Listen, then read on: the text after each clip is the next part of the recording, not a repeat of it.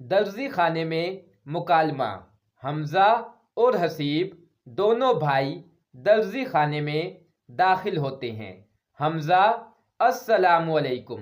درزی: وعلیکم السلام، کہیے کیسے آنا ہوا، کہیں بھول تو نہیں پڑے؟ حمزہ: آپ کی طبیعت کیسی ہے ماسٹر جی؟ درزی: شکر ہے۔ حمزہ: ماسٹر جی یہ کپڑا لیجئے، میرا سوٹ تیار کر دیجئے۔ حسیب کے لیے 2 شلواریں اور 1 قمیص تیار کیجئے۔ درزی: کس حساب سے خریدا ہے یہ کپڑا؟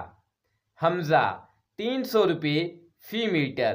میری قمیص کے لیے کتنا کپڑا درکار ہوگا؟ درزی: 2.5 میٹر۔ حمزہ: یہ کپڑا 3 میٹر ہے، آدھ میٹر کی میری واسکٹ بنا دیجئے۔ درزی: جو ارشاد ہو، مگر زمانے کے لیے فیشن کا بھی تو خیال رکھنا پڑتا ہے نا۔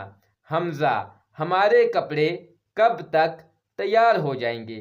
درزی: صرف 15 دن تک۔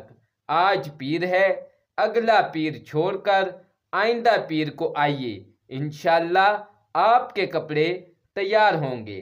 حمزہ: ماسٹر جی پیروں کے پھیرے میں نہ رکھیے گا، ہمارے پاس اتنا وقت نہیں۔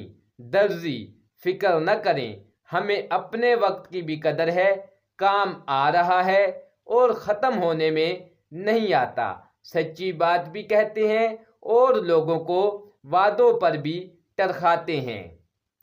حسیب: مگر ہمیں نہ ٹرخانا ورنہ ہماری دوستی بھی ٹرخ جائے گی۔ درزی: نہیں، یہ صرف باتیں ہی ہیں، بھلا نرا وعدوں سے کام چلتا ہے کہیں؟ حمزہ: شکریہ ماسٹر جی۔ درزی: دونوں نوجوانوں کی آمد کا شکریہ۔